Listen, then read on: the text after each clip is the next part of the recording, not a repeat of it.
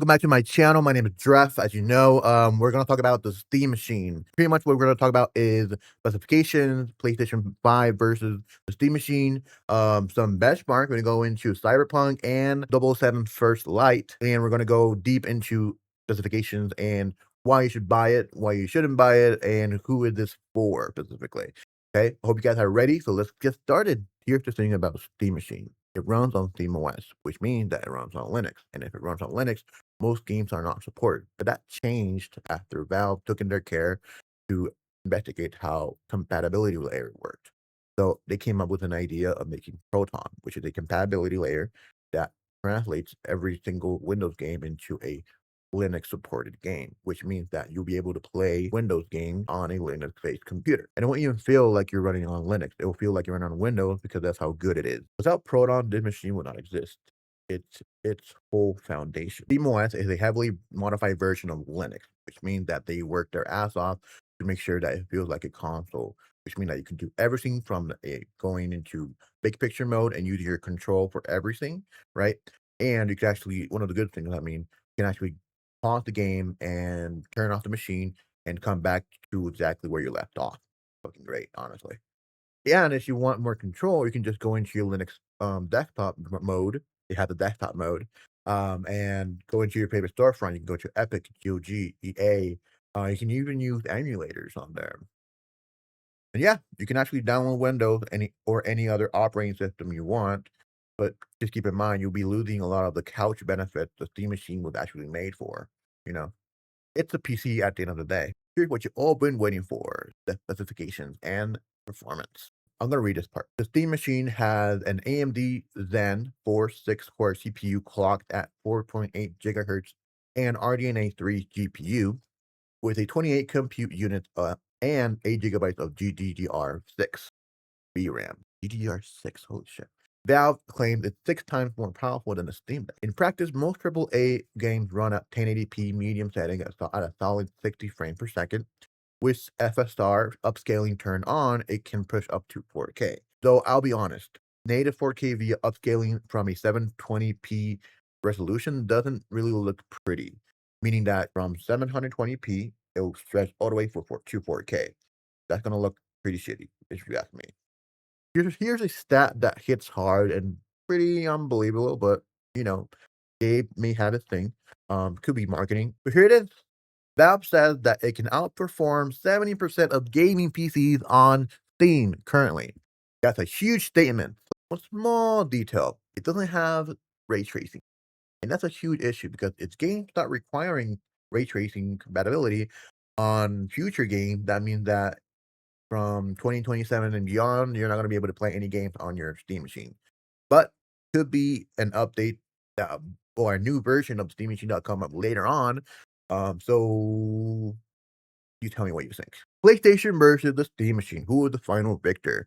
So on paper, the Steam Machine wins every time, but in real life, the PlayStation and Steam Machine ends up at a draw, with PlayStation 5 being ahead on most games. Why? Because of optimization. All PS5 games are made to run on its hardware. Versus on the Steam Machine, you're using a PC component with Linux, which they may look incredible, but the translation layer has its cost. To be completely honest, the Steam Machine will be in a category within a Xbox Series S and a PlayStation 5, right in the middle, in real world performance. I mean, it's not bad at all for a box that fits into your entertainment center. Hotel to give us his analysis of the latest news. So I give the man I'm going to destroy you.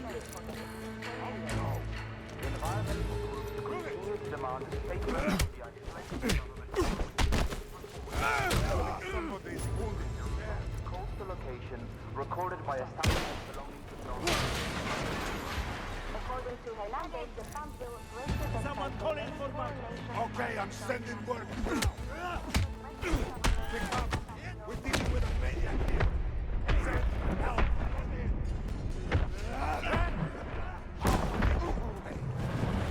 Down.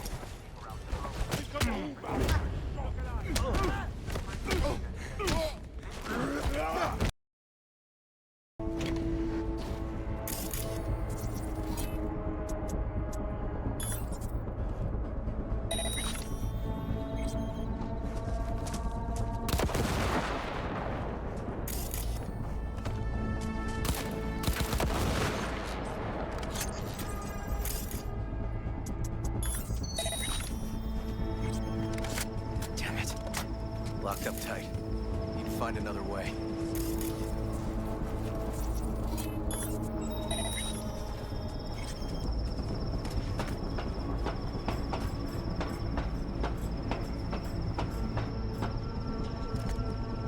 River, come here, quick!